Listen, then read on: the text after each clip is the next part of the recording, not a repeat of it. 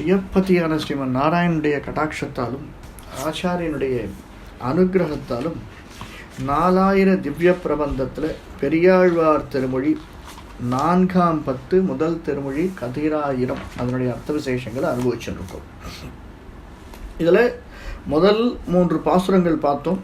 4ஆவது பாசுரமாக தோயம் பரந்த நடுவு சூழலில் தொல்லை வடிவு கொண்ட அந்த பாசுரம் பார்த்தோம். இப்போ 5ஆவது பாசுரம்.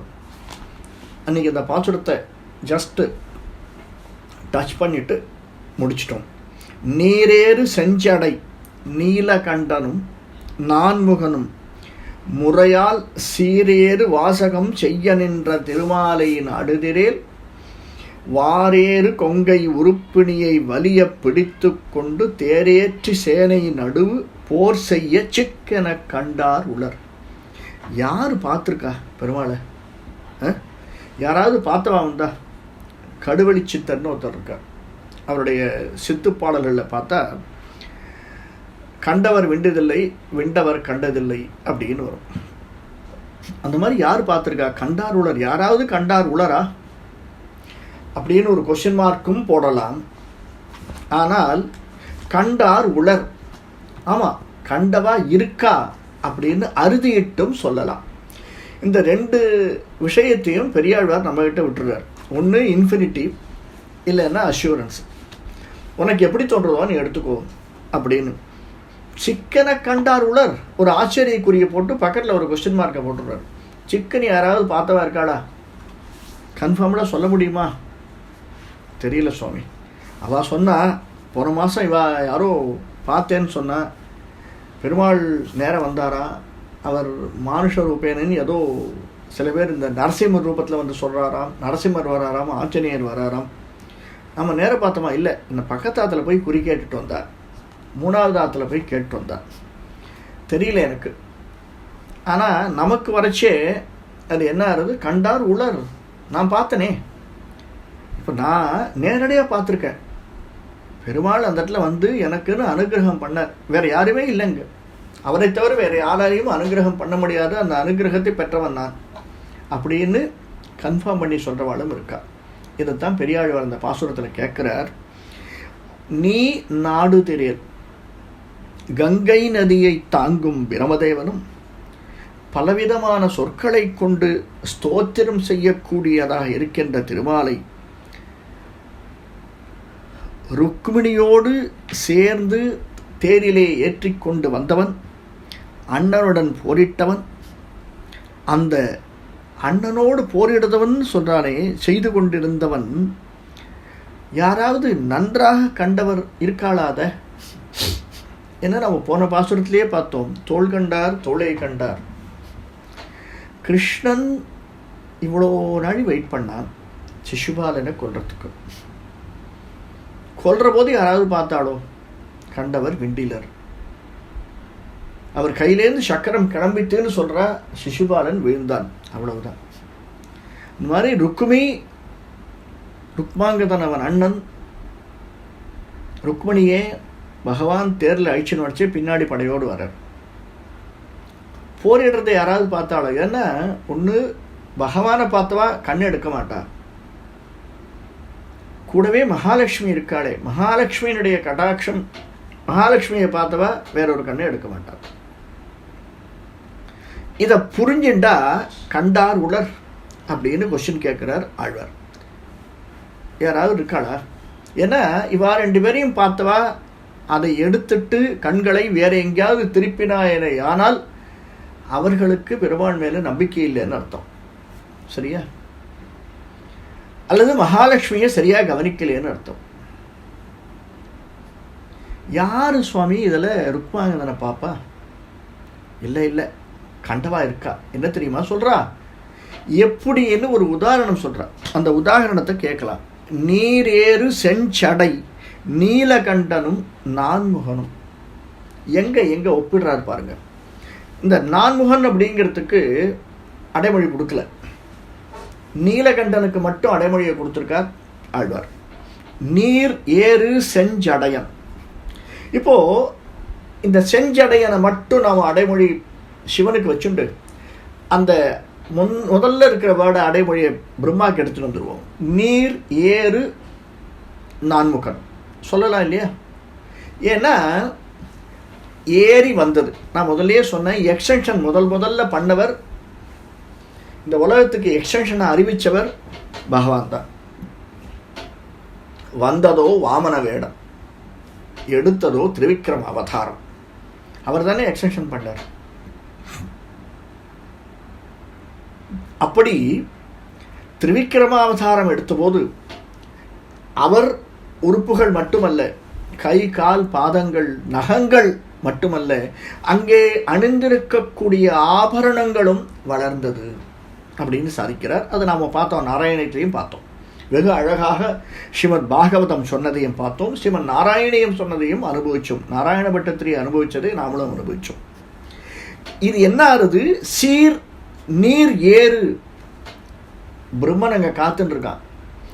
கீழே போயிருக்காரே பகவான், வாமனாவதாரம் எடுத்து மகாபலி சக்கரவர்த்தி என்ன ஆக போறான்? பேரனாச்சே. அந்த பேரன் நம்ம கிட்ட, அவனுடைய தாத்தா நம்ம கிட்ட வர வாங்கினவராச்சே. அந்த தாத்தாவை அழிச்சவரே பெருமாள் தானே. அவர் இப்போ கீழே போயிருக்கார். இவன் ரொம்ப துவம்சம் பண்ணிட்டு இருக்கான் எல்லாரையும், அசுரர்கள் எல்லாத்தையும். அப்படிப்பட்ட மகாபலியை எப்படி கொட்டத்தை அடக்க போறார்? அவன் பார்த்துட்டே இருக்காராம் பிரம்மன். அந்த சமயத்தில் ஏதோ ஒன்று வளர்ந்து வந்துட்டே இருக்கு. துரோணாச்சார் அர்ஜுனன் பஞ்ச பாண்டவர்கள் அழிச்சுன்னுறான். அழிச்சுன்னு வரச்சே எல்லார்கிட்டையும் ஒன்று ஒன்றையும் கேட்குற. எல்லாரும் நீங்கள் எப்போ பார்த்தாலும் அர்ஜுனனையே புகழ்ந்துன்னு இருக்கேன் சார், எனக்கு அது பிடிக்கல. இவாளுக்குள்ளேயே ஒரு கலக்கம். அது என்ன, எப்போ சொன்னாலும் அர்ஜுனனையே ஓஹோ ஓஹோன்னு சொல்கிறது.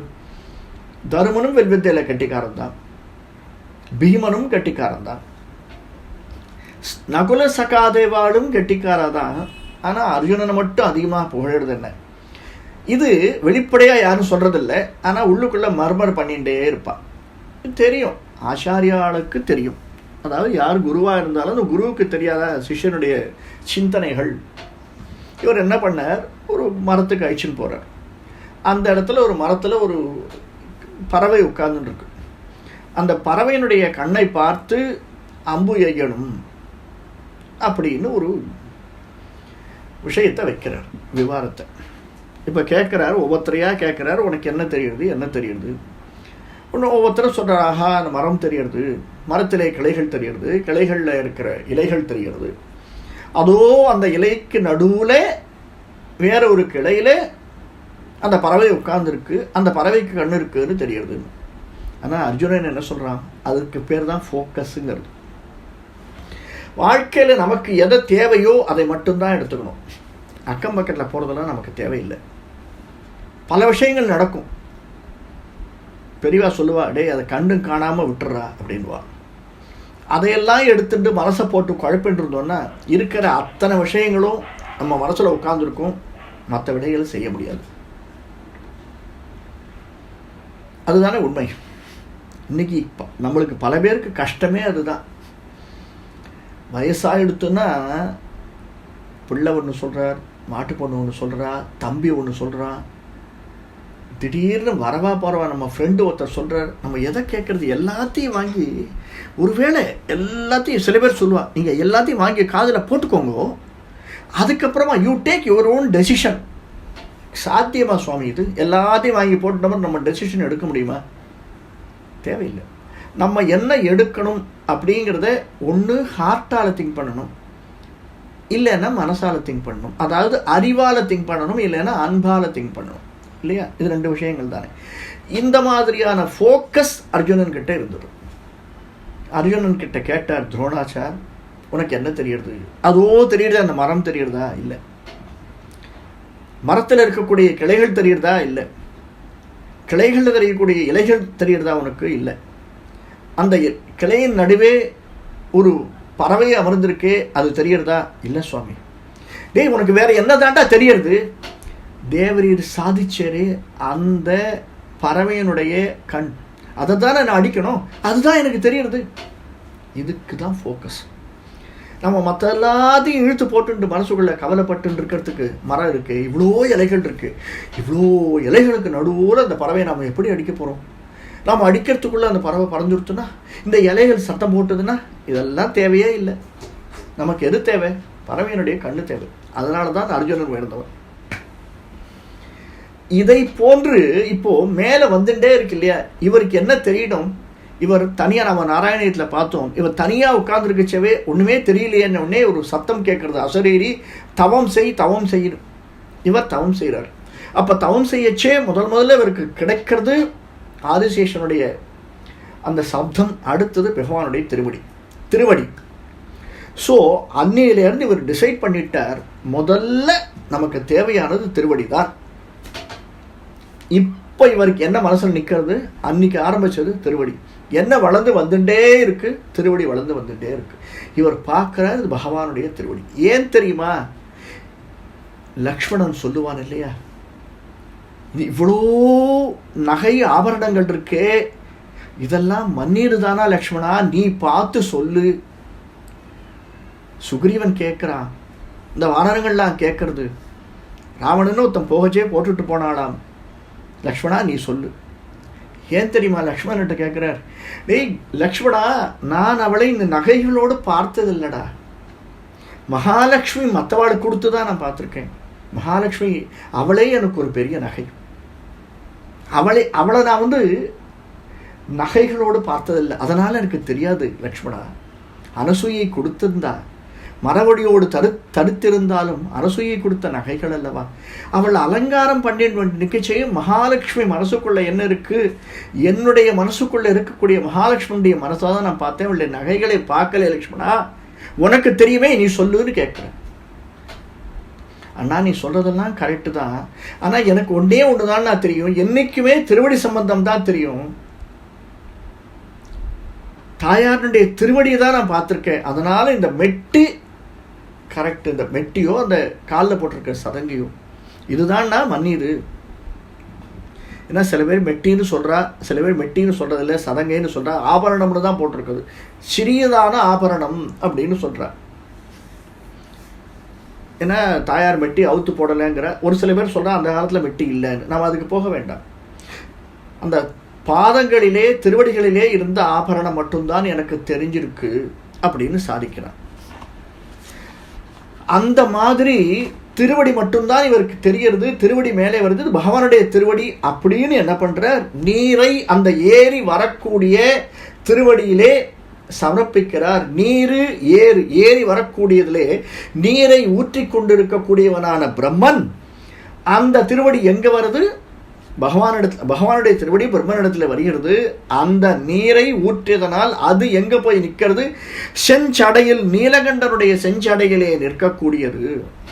நீர் ஏறு செஞ்சடை நீலகண்டன், நீர் ஏறு நான்முகன் செஞ்சடை நீலகண்டன், இருவரும் சேர்ந்து முறையால்,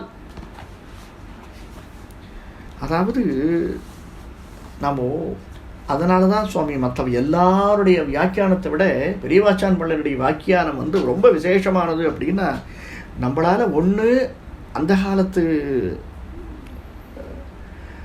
பதங்கள் போட்டு அவர் பேசியிருப்பார். இந்த காலத்துலேயும் நீங்கள் உபன்யாசம் பண்ணுறவால நிறைய பேர் அந்த பதங்களை யூஸ் பண்ணுறார். சாதாரண மக்களுக்கு அந்த பதங்கள் யூஸ் பண்ணால் புரியறதில்லை. இன்னும் நம்மளே முதல்ல ஆரம்பிக்கச்சே சில பதங்கள் எல்லாம் யூஸ் பண்ணிருக்கோம். சாதாரணமாக பல பேருக்கு அது புரியணும். நம்மளுடைய நோக்கம் என்ன, இது அடுத்தவர்களை சென்று சேர வேண்டும் அப்படின்னுச்சே அதற்கு ஏற்றபடி நாம் பேச வேண்டும். இப்போ இதுல ஒரு வார்த்தை அடிக்கடி சொல்லுவார் நம்ம பெரிய மனுஷன், நீங்க கேட்டேன்னா பார்க்கலாம், தலை கட்டுகிறார் என்று சுவாமி தேசிகன் தலை கட்டுகிறார் அப்படின்னுவா.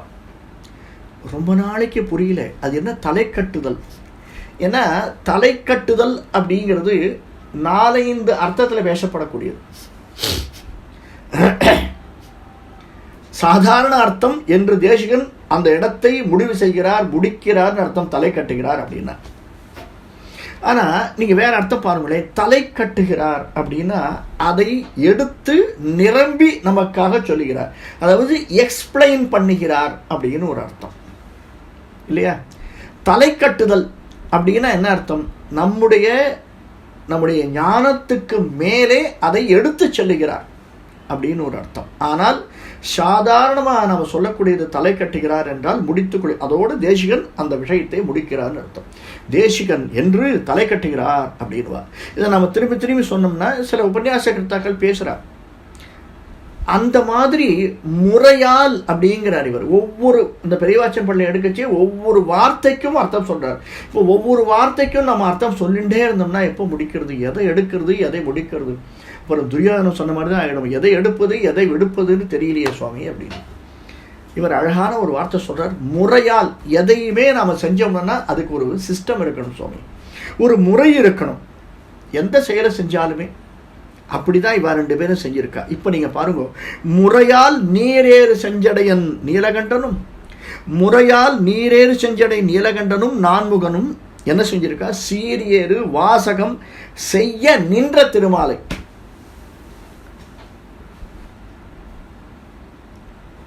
இப்போ அந்த நீரேறு செஞ்சடைன்றதுக்கு இவர் சொல்றார், பெருமாள் என்ன பண்ணிட்டு இருக்கான்? இப்போ நின்று இருக்கான். ஏன்? திருவிக்கிரமாவதாரம் எடுத்து நின்று இருக்கான். சீரேறு வாசகம் செய்ய நின்ற திருமால் அவனை சிறப்பு நிரம்பியதான ஸ்தோத்திரம் செய்யக்கூடியவனாக விளங்கக்கூடிய பெருமாள் செய்ய நின்ற. இப்போ இந்த செய்யங்கிற வார்த்தைக்கும் நம்ம நிறைய அர்த்தங்கள் பார்த்துருக்கோம். இது வினைத்தொகை அப்படிங்கிற ஒரு அர்த்தத்தில் எடுத்துக்கலாம். என்னன்னா 3 காலங்களுக்கும், நிகழ்காலம், இறந்த காலம், எதிர்காலத்துக்கும் செய்கிற மாதிரி ஒரு வார்த்தகம். இப்படி நிறைய வார்த்தைகள் வருது. உதாரணத்திற்கு நம்ம சொல்லலாம் இந்த ஊறுகாய் அப்படிங்கிற மாதிரி, இப்படி நிறைய இருக்கு. ஆனால் இங்கே வாசகம் செய்ய நின்ற அப்படிங்கிறார். யார் அவன்? திருமால். எதுக்காக நின்றுட்டுருக்கா? செய்யறதுக்காக நின்றுட்டுருக்கான். அவன் யாரு? முன்னாடி இவையெல்லாம் செய்தவன். அவன் யாரு? யார் யாரெல்லாம் பக்தாளெல்லாம் அவனை வேண்டுகிறார்களோ அப்பொழுதெல்லாம் அவர்களுக்கு அருள் பாலிக்க கூடியவன் அவன். ஸோ அவன் எதுக்காக நின்றுருக்கான்? செய்ய நின்றுருக்கான். அதை செய்யறதுக்காக நின்றுருக்கான் சுவாமி. சிம்பிளாக எடுத்துட்டோன்னா செய்ய அப்படின்னா செய்து விட்டேன்னு ஆயிடும். இன்னொன்று அவன் செய்யறதுக்காக நின்றுருக்கான் சுவாமி, இல்லையா? செஞ்சுட்டே இருக்கான், செய்ய நின்றுருக்கான் அவன். 3 விதத்தையும் எடுத்துக்கலாம். அப்படிப்பட்டவன் திருமால். அதாவது உலகத்திற்கும் முக்காலத்திற்கும் 3 கடவுளருக்கும் எல்லாருக்கும் ஏற்றமாக விளங்கக்கூடியவன், ஏற்றத்தை தரக்கூடியவன் அவன். அவனை நீங்கள் நாடுகிறேல், அப்படிப்பட்டவனை நீங்கள் நாடுவீர்களேயானால் வாரியரு கொங்கை உறுப்பினியை வலிய பிடித்து கொண்டு தேரேற்றி சேனை நடுவே போர் செய்ய சிக்கன கண்டார் உலர். இப்போ அப்படி நின்றுந்தானே அவனை பிடிச்சு சொல்லிட்டு இருக்காளே திருமாலை, அவரை நீங்கள் தேடுவீர்களானே. ஆனால் எங்க தேடலாம்? கண்டார் உலர். இப்ப யாராவது பார்க்க முடியுமா அவனை? ருக்மிணியை அழிச்சுண்டு போர் பண்ணிட்டு இருக்கானே, அப்படிப்பட்டவனை கண்டார் உலர். யாராவது இருக்காளா? இப்படிப்பட்டவன் வலிய பிடித்து கொண்டு அப்படின்னு ஒரு வார்த்தையை சொல்றார். எதை செய்தாலுமே அதை நான் முதல்ல சொன்னோம், ஃபோக்கஸ் அப்படிங்கிற வார்த்தை. இந்த வலிய பிடித்து கொண்டு அப்படின்னா என்ன அர்த்தம் அப்படின்னா செய்வன திருந்த செய் அப்படின்னு அர்த்தம். நமக்கு பலவிதமான சந்தேகங்கள் நிறைய வருது சுவாமி. ஒன்னொன்னையும் எடுத்தால் ஒவ்வொன்றுக்கும் கேள்வி கேட்கச்ச சந்தேகங்கள். பிரபத்தி பண்ணோமே, பிரபத்திக்கு என்ன அர்த்தம்? இப்போ ராவணன், கும்பகர்ணன், ஹிரண்யன், ஹிரண்யாக்ஷன் இவெல்லாம் பிரபத்தி பண்ணாலா? இதெல்லாம் அடுத்த வாரங்களில் நம்ம பார்க்க போகிறோம். அவள் பிரபத்தி பண்ணினா என்ன பலன் இருந்திருக்கும்? பண்ணலையாவா? ஏன் திரும்பி பிறந்தா? கேள்விகள் நிறைய இருக்கும். ஆனால் அந்த கேள்விகள்லாம் நியாயமான கேள்விகள். ஒரு விஷயம் உருப்படியாக இருக்க நம்ம கண் எதிர்க்க. எது? பகவான் கட்டின பாலம். ஸ்ரீயப்பதியான நாராயணன் அவதாரம் எடுத்து இந்த உலகத்திற்கு வந்து சீதா பிராட்டியை மீட்க வேண்டி இலங்கைக்கு பாலம் கட்டினான் அப்படின்னு ஒரு வழி இருக்கு இல்லையா? அதை என்ன சொல்றா? கட்டினானா கட்டலையா? யார் கட்டிருப்பா? எங்க கட்டிருப்பா? எப்போ கட்டிருப்பா? இதெல்லாம் கேள்விகள் இருக்கு. ஆனாலும் இந்த ஆர்கியோலாஜிக்கல் டிபார்ட்மெண்ட்டு பழைய ஆதாரபூர்வங்களை சொல்லக்கூடியவர்கள்லாம் அதை உறுதி செய்கிறார். இப்போ இதே மாதிரி இடத்த இன்னொன்று கண்டுபிடிச்சிருக்கா, உங்களுக்கு தெரியும்னு நினைக்கிறேன், குரோயேஷியா அப்படின்னு வந்து. குரோயேஷியானா அந்த எங்கே இருக்குன்னா ஐரோப்பாவினுடைய கடைசியில் இருக்குது, ரோமுக்கு மேலே இருக்குன்னு வச்சுக்கோங்களேன். அந்த ஷூ மாதிரி இருக்கும் அப்படின்னு சொல்லுவா. அந்த இடத்துக்கு மேலே இருக்கக்கூடியது குரோயேஷியா. அந்த குரோயேஷியா இந்த நம்ம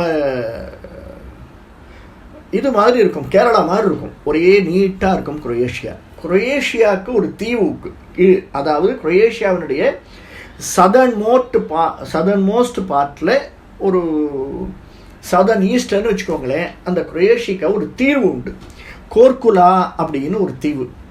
இந்த தீவில் இப்போ ரீசெண்டாக கண்டுபிடிச்சிருக்கா, இந்த தீவில் ஒரு தீவிற்கும் இன்னொரு தீவிற்கும் இடையே பாலம் அமைக்கப்பட்டிருக்கிறது, கீழே பாலம் போடப்பட்டிருக்கிறது.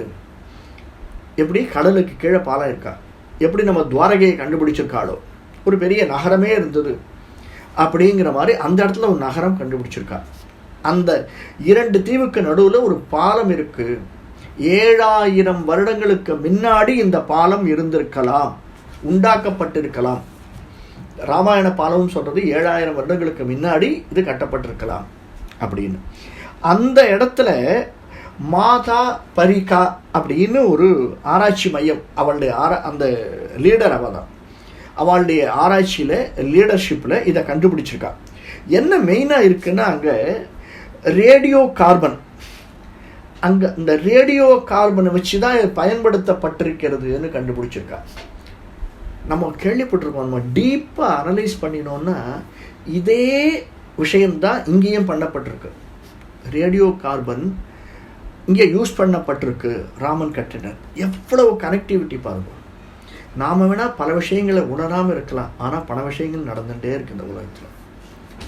It is not our mistake, it is our ignorance. சரி, அதாவது இப்படியெல்லாம் அது வந்து கிட்டத்தட்ட 15 அடி நீளமுள்ள அகலமாக 15 அடி அகலத்துக்கு இருக்குது. 15லேருந்து 18 அடி அகலத்திற்கு அந்த பாதை 3-4 கிலோமீட்டர் போகிறது. அது அவ்வளோ அழகாக பண்ணிருக்கா கடலுக்கு கீழே அந்த காலத்தில். இப்போ அதை சொல்லச்சு, ஆஹா இதையும் ஒத்துக்கிறா இல்லையா, அதை இப்போ ஒன்று ஒத்துக்கணும்னா இன்னொன்று ஒத்துக்கணும் இல்லையா. அப்படி எல்லாமே இதைத்தான் சொல்கிறா, வலியை பிடித்து கொண்டு நாம் என்ன பண்ணணும், எதை செஞ்சாலும் அதை முதல்ல நம்பணும் கம்ப்ளீட்டாக. எஸ், இனிஷியலாக நம்மளுக்கு வந்து ஒரு காரியம் செய்யணும் அப்படின்னாலே முதல்ல மனசு வந்து ஆசிலேஷனில் இருக்கத்தான் சுவாமி இருக்கும், அதில் கூட சந்தேகமே இல்லை. பெருமாளை சேவிக்கணும்னாலும் ஆசிலேஷன் இருக்கும், ஒரு பிரபத்தி பண்ணணும்னாலும் ஆசிலேஷன் இருக்கும். அல்லது நமக்கு ஒரு 18 நாள் ஒருத்தர் சொல்லியிருக்கா, அல்லது 6 மாதங்கள் ஒரு இந்த செயலை செஞ்சுன்னு வந்தோம்னா நமக்கு இது நடக்கும்னு சொல்லியிருக்கான்னா, நான் ஐயோ முதல்ல இது 6 மாதம் ரொம்ப தூரமாக இருக்கே, 6 நாளில் செஞ்சா அந்த மாதிரி யாராவது சொல்ல மாட்டாளா அப்படின்னு தோணும். அப்புறம் டெய்லி செய்யச்சே ஒரு அப்படியே அலுப்பு, இதெல்லாம் இருக்கக்கூடாதுங்கிறார் பெரியாழ்வார். வலிய பிடித்து கொண்டு சிக்கன கண்டார் உலர், இது 2 வார்த்தையும் அழகாக யூஸ் பண்ணுறாரு. எப்படி பண்ணணும், சிக்கனை பிடித்தான் அப்படின்னு சொல்றாரு. இந்த மாதிரி வலிய யார் பிடித்து கொண்டிருக்கிறார்களோ அவர்கள்தான் கண்டார். அப்படி கண்டவர்கள் உலர் என்றும் இருக்கின்றார்கள், அது ஒன்றும் சந்தேகமே இல்லை அப்படின்னு இந்த பாசுரத்தில் நிர்தாரணம் பண்றார். அடுத்த பாசுரத்தை பார்ப்போம். பொல்லா வடிவுடை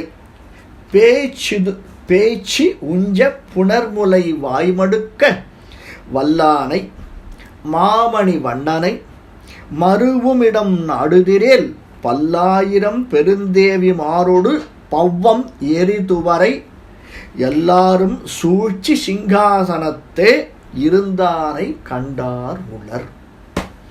அதாவது ஒவ்வொருத்தருக்குன்னு ஒவ்வொரு ஆஸ்பெக்ட். இந்த உலகத்தில் ஒரு வார்த்தை சொல்லுவா, எல்லாரும் ஒரே மாதிரி இருக்கிறதில்ல, எல்லாரும் ஒரே மாதிரி இறக்கிறதில்லை இல்லையா. இதை கேள்விப்பட்டிருப்போம் நம்ம. ஒவ்வொருத்தருக்கும் வித்தியாசம் இருக்கு, அதே மாதிரி இறப்பிலையும் வித்தியாசம் இருக்கு. பகவான் இதே மாதிரி தான். பூதனை, சகடாசுரன், பிரலம்பன், மணிப்பூர், இப்படி நிறைய அசுரர்கள் வந்துட்டு இருக்கா. ஒவ்வொருத்தருக்கும் ஒவ்வொரு விதமான ஒன்று. அப்போ இதை சொல்றாரா, எப்படி அவளுடைய உயிரை வாங்குவதுன்னு யோஜனை பண்ணாராம். முலையில் வாய் வைத்து பாலை உண்டுமா போலே அவளுடைய உயிரையும் இழுத்து விட்டார், வாங்கி விட்டார். அவன் எடுத்த உடனே ஆரம்பிக்கிறான், பொல்லா வடிவுடை பேச்சு. அவள் யார்? அவள் பொல்லா வடிவுடையவள், பூதனை, நல்லவ இல்லை, பொல்லாதவள். இந்த பொல்லாத வடிவுடைய பூதனை ஏன் நமக்கு தெரியும்.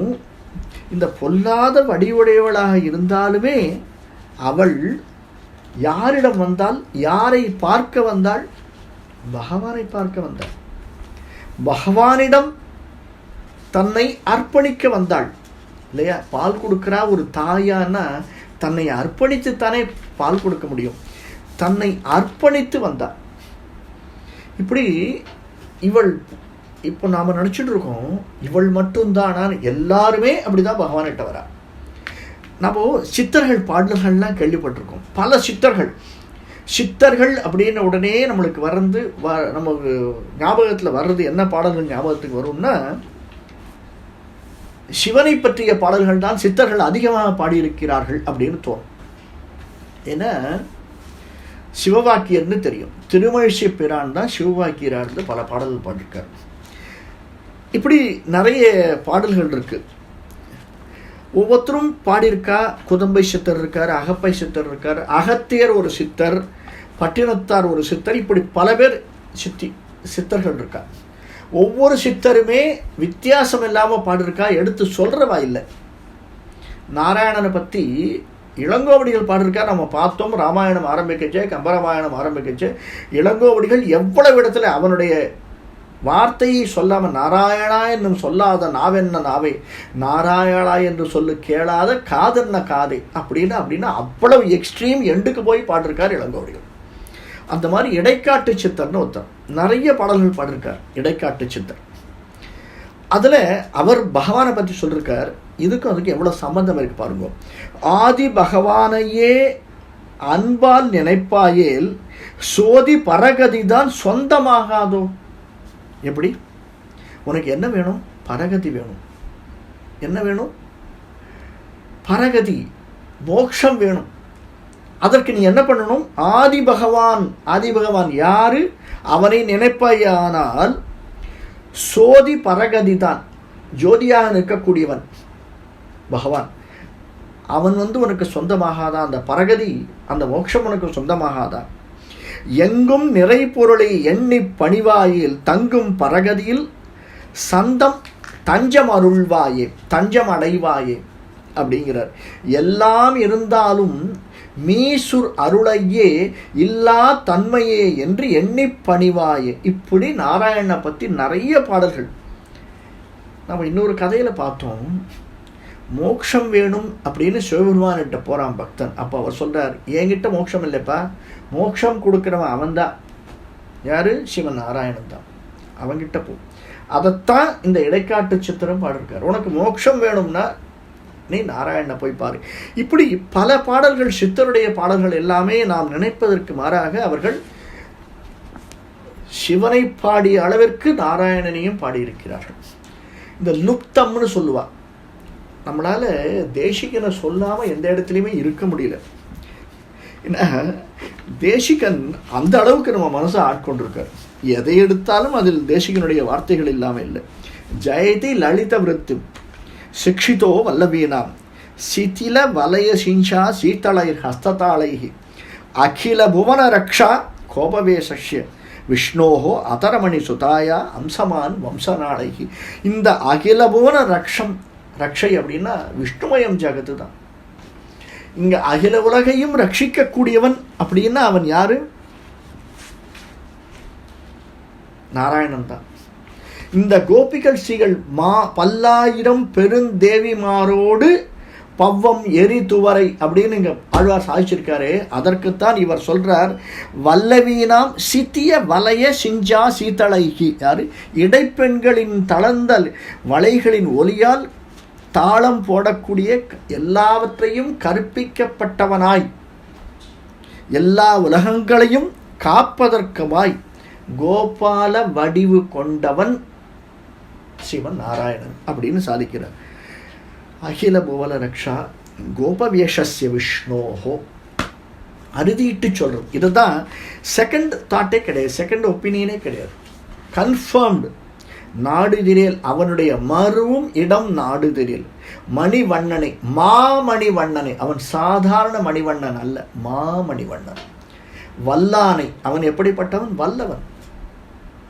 அந்த வல்லவனை, மாமணிவண்ணனை, மருவும் இடம் நாடுதிரேல், பல மனைவிமாரோடு இருக்கக்கூடியவன்னு சொல்றார். அர்த்தம் போட்டிருக்காரு, பல்லாயிரம் பெருந்தேவிமாரோடு அப்படிங்கிறச்சே இந்த அர்த்தத்தை போடுறவா நம்ம மனுஷா மாற்றி மாற்றி போடுறா இல்லையா? இதே தானே இங்கேருந்து 4 வருணங்கள், அந்த 4 வருணத்தை உண்டாக்கினவான்னு எப்படி எப்படியோ சொல்லி வைக்கிறா. நம்மளாலே இப்படி போட்டால் என்ன அர்த்தம்? பல்லாயிரம் பெருந்தேவிமாரோடுன்னா தெய்வமார்கள் பல்ல பேரோடு இருந்தவன்னு போட்டிருக்கார். கீழே எழுதச்சே பல மனைவிமாரோடுன்னு துவாரகையில் இருந்த கிருஷ்ணன்னு ஒருத்தர் வியாக்கியானம் பண்ணுறார், ஒருத்தர் எழுதுறார். அப்படி எழுதலாமா? அவனுக்கோ 8 வயது 5 வயது, அவன் 8 வயதுக்கு வந்துடுறாங்க, துவாரகையிலிருந்து மதுரைக்கு வந்துடுறான், அந்த இடத்த விட்டு கிளம்பிடுறான். அப்போ எப்படி மனைவிமாராக முடியும்? எப்படி ராமாவதாரத்திலே ராமனுடைய திருவடி சம்பந்தம் வேணும், அவனுடைய துகள் நம்மேலும் படணும், அகல்யை மேலே பட்டு அவள் சாப விமோசனம் பெற்றது போலே நாமும் இந்த ராமபிரான் நடந்து போச்சே, அவனுடைய திருவடி சம்பந்தம் நமக்கும் கிடைக்காதா என்று பலர் ரிஷிகள், தேவர்கள் ரிஷிகளாகவும் ரிஷிகள் தேவர்களாகவும் அங்கே அமைந்திருந்தார்களே, அதை போன்று அத்தனை பேரும் பகவான் அவதாரம் எடுக்கச்சே அந்த ஒளியில் நாமும் ஒரு சிறு ஒளியாய் அவனுடன் கலந்திருப்போம் அப்படின்னு இங்கே வந்தவாதான் தெய்வமார்கள். அப்படிதான் சொல்லணும். எல்லோரும் சூசிங்காசனத்தை இருந்தானை கண்டார் உளர். எல்லோரும் தன்னை சூழ்ந்து நடுவிலே சிங்காசனத்திலே அமர்ந்திருக்கக்கூடியவன். இந்த ஒரு வார்த்தை எடுத்துப்போமே, இருந்தானை கண்டார் உளர். ஏன் சுவாமி? வெளியிலேருந்து ஒருத்தர் பார்க்கிறார், எல்லோரும் சூழ்ந்திருக்கா, இவனும் நடுவில் சிங்காசனத்தில் உட்கார்ந்துருக்கான், எல்லாரும் அவனை சூழ்ந்து நிற்கச்சே வெளியிலேருந்து ஒருத்தர் பார்க்க முடியுமா சுவாமி? அவரை யாராவது பார்க்க முடியுமா? கண்டார் உடர், யாராவது கண்டார் இருக்காளா? பார்க்க முடியுமா அவனே அப்படின்னு பெரியவர் கேட்கிறார். அது அவரே திரும்பி சொல்றார். என்ன சொல்றார்? அவனை நீங்க அடைஞ்சீங்கன்னா மருவமிடம் நாடுதிரேல். யார் மருவமிடம்? வல்லானை மாமணி வண்ணனை மருவமிடம் நாடுதிரேல். அப்போ உங்களுக்கு என்ன தெரியும்? முதல்ல ஒரு கதை தெரிஞ்சுதே, நிறைய இலைகள் இருக்கு, அதுக்கு நடுவில் பறவை உட்கார்ந்துருக்கு, அந்த பறவைக்கு துளியோண்டு கண் இருக்கு. இந்த இலைகளின் இடையிலே அந்த பறவையினுடைய கண் நமக்கு ஃபோக்கஸ் இருந்தது அப்படின்னா அர்ஜுனனுக்கு இருக்கிறா போலே அந்த பறவையினுடைய கண் நமக்கு தெரியும். அதே போன்று மருவமிடம் நாடுதிரேல், அவனைத்தான் நீங்க பார்க்கணும்னு நினைச்சுட்டு பார்த்துருந்தேன்னா எவ்வளவு தூரத்தில் இருந்தாலும் எவ்வளவு கீழே உயரே இருந்தாலுமே பல்லாயிரம் தெய்வமாரோடு பௌதுவம் எருதுவரை எல்லாரும் சூசிங்காசனத்தை இருந்தானை, அப்படி இருந்தவனை கூட கண்டாரும் உள்ளர். கண்டார் உளர். அப்படி இருந்தவனையும் பார்த்திருக்கா சுவாமி. ஏன்னா நம்ம பார்க்குற பார்வையில் தான் இருக்கு, நாம் நினைக்கிற எண்ணத்தில் தான் இருக்கு, நாம் சிந்திக்கிற சிந்தனையில தான் இருக்கு. பகவான் நம்ம ஏற்றுப்பானா? நாம் பகவானை காண முடியுமா? அவ்வளோதான். அவரும் பெரியாழ்வார் இந்த பாசுரத்திலையும் அதை தான் சொல்றார். அடுத்த பாசுரத்தில் இன்னும் கொஞ்சம் விளக்கமாக சொல்றார். வெள்ளை வெளி சங்கு முதல்ல போடுற இதே வார்த்தையை தான் பேரரவம் கேட்டிலையோ அப்படின்னு நாச்சியார் பாடுவோம், ஆண்டாள் நாச்சியார். வெள்ளை விழி சங்கு வெண்சுடர் திருச்சக்கரம் ஏந்தும் கையன் உள்ள இடம் வினவில் உமைக்கு இறை வம்மின் சுவடு உரைக்கேன் வெள்ளை புறவிக்குறக்கு வெல் கொடி தேர் மிசை முன்பு நின்று கள்ளப்படை துணையாகி பாரதம் கை செய்ய கண்டார் உளர். வெள்ளை வெளிசங்கின் பேரரவம் கேட்டிலையோ பிள்ளாய் எழுந்திராய் பேய்முறை நெஞ்சுண்டு. அதாவது நீங்க என்னதான் சொன்னாலும் நம்ம ஒரு வாத்தியார்கிட்ட பாடம் கேட்டுக்கிறோம். இப்போ என்னுடைய ஆச்சாரியன் இருக்கார், நான் என்னுடைய ஆச்சாரியன்கிட்ட நிறைய விஷயங்கள் கேட்டுருக்கேன்னா நாம் பேசுகிற ஒரு சில விஷயங்களாவது அவரை மாதிரியே தான் இருக்கும், வேறு வழி இல்லை. ஏன்னா அவர்கிட்டேருந்து கேட்ட விஷயங்கள் பல. நான் என்னதான் என்னுடைய விஷயத்தை ஏற்றி சொன்னாலுமே அவர் சொல்லுவது போலவே ஒரு சில இடங்களில் இருக்கத்தான் செய்யும், அதை மாற்ற முடியாது. ஆண்டாள் பெரியாழ்வாருடைய வழி வந்தவள். என்னதான் அவள் நாச்சியார் திருமொழி எழுதினாலும் பெரியாழ்வாருடைய உள்ளக்கிடக்கையிலே என்ற வார்த்தைகள் வருகிறதோ அந்த வார்த்தைகள் ஓரிரு இடங்களில் வரத்தான் செய்யும். அதற்கு இந்த ஓரிடம் உதாரணம். வெள்ளை விழி சங்கு வெண் சுடர் திரு சக்கரம் என்னும் கையன். அவன் எப்படிப்பட்டவன்? வெள்ளை அப்படின்னா சங்கும் சக்கரத்தையும் ஏந்துகின்ற திருமால் அப்படின்னு சாதாரணமாக சொல்லிடலாம். அடுத்தது இன்னொன்று சொல்றார், வெள்ளை புறவிக்கு அப்படின்னு சொல்றார். வெள்ளை புறவி அப்படின்னா நம்ம முதல்ல பார்த்தோம், இந்த பால் கடல்ல தானே கடையிறாவா, அதனால அதுலேருந்து வர்றது எல்லாமே வெள்ளை வெள்ளையா இருக்குன்னு சொல்றார் இல்லையா. ஆரம்பத்தில் ஐராவதம் வந்தது வெள்ளை, உச்சைஷவம் வந்தது வெள்ளை. ஆனால் மகாலட்சுமி அப்படி இல்லையே, தக தக தக தகன்னு பொன்னிறமான வந்தா. பல விஷயங்கள் வெள்ளையா வந்தது இல்லையா. அதுல ஒண்ணுதான் சொல்றார், வெள்ளை குதிரை குரங்கு கொடி உடையதுமான அர்ஜுனன் அப்படிங்கிறார். யாரு? வெள்ளை புறவிக்கு குரக்கு வெல் கொடி தேர் இசை முன்பு நின்று. பார்த்தசாரதி அர்ஜுனன் பகவான் சிறிய திருவனுடைய, அதாவது ஆஞ்சநேயனுடைய உருவத்தை தெரியலே பொறுத்து கொண்டிருக்கக்கூடியவன், மனதிலும் எண்ணிக்கொண்டிருக்கக்கூடியவன். என்னைக்குமே ஆஞ்சநேயருக்கு ஒரு ஆசை, நான் அவன் கூடயே இருக்கணும்னு கேட்டுருக்கார் அவர் பகவான். நீ ராமனா இருந்தாலும் கிருஷ்ணனா இருந்தாலும் நான் உன் கூட இருக்கணும் அப்படின்னு. அதனால கிருஷ்ணாவதாரத்திலையும் அவர் இருக்கார் அப்படின்னு சொல்லுவா பெரியவா. சேனை துணைவனாகி பாரத யுத்தத்தை நடத்தினவனை பார்த்தார் உலர். இப்ப நாம இதையே ரெண்டா பிரிச்சுக்கலாம். பாரத யுத்தத்தை பார்த்தவா இருக்காளா சுவாமி? பாருங்க, நீங்க நினைச்சு பாருங்க. பாரத யுத்தத்துல எவ்வளவு பேர் பார்த்தான்னு தெரியாது. பார்த்தவா, அந்த யுத்தத்தை பார்த்தவா பல பேர் இல்லை. யுத்தத்தை சொல்லக்கூடியவா எல்லாரும் மேலே போயிட்டா. சில பேர் சொர்க்கம் போனா, சில பேர் மோட்சம் போனா இல்லையா. அதை யாராவது பார்த்தவா இருக்காளான்னு கேட்கிறார் ஆழ்வார். பாரத யுத்தத்தை பார்த்தவா இருக்காளா? ஏன்னா இன்னொரு அர்த்தம், நீங்க சண்டை போடச்சு அடுத்தவாளை பார்க்க முடியாது சுவாமி. சாதாரணமாக நாம் ஆற்றுல ஒருத்தருக்கு ஒருத்தர் சண்டை போடச்சவே வார்த்தைகள் என்ன தடிப்பாக வருது இல்லையா. மனசு சண்டையில் தான் இருக்கோ வழிய வார்த்தைகளில் கூட இல்லை. என்ன நடக்கிறது அக்கம் பக்கத்துலன்னு நமக்கு தெரியாது. அப்போது நம்ம வெறும் வார்த்தைகளால் தான் சண்டை போடுறோம், மனதால் தான் சண்டை போடுறோம். இவா என்ன செய்கிறா? மனதால், வார்த்தைகளால், உடம்பால், கையில் உள்ள ஆயுதங்களால் எல்லாத்தையும் சேர்த்து சண்டை போடுறா. யாரு? மகாபாரத்தில். அப்போ அவ பக்கத்துல யார் இருக்கா என்னன்னு பார்க்க முடியுமா? சண்டை போடச்சே, ஆஹா கிருஷ்ணன் அந்த பக்கம் மூவ் பண்ணிட்டு இருக்கான், இந்த பக்கம். அடுத்தது அவன் நம்ம கிட்ட வரானா இல்லையா, நம்மளை யார் அடிக்க வரா, இவ்வளவுதானே பார்க்க முடியும். யார் என்ன? பாரதத்தை யுத்தத்தை கண்டவர்கள் பெருமானை பார்த்தார் உலரா. முதல்ல அவனை பெருமான் அப்படின்னு யாராவது பார்த்திருந்தால் அர்ஜுனாலேயே பார்க்க முடியல. பெருமாள்னு யாராவது பார்த்திருந்தா அந்த பெருமாள் அழைத்து கொண்டு வரக்கூடியவனை எதிர்த்து சண்டை போட்டிருப்பாளா? அங்கேயே அவுட்டு பாதி இல்லையா. பெருமாள்னு பார்க்கலையே, யாராவது கண்டா இருக்காளா அப்படின்னு கேட்கிறார் ஆழ்வார். அவர் சொல்றார், அவன் எப்படி இருப்பான்?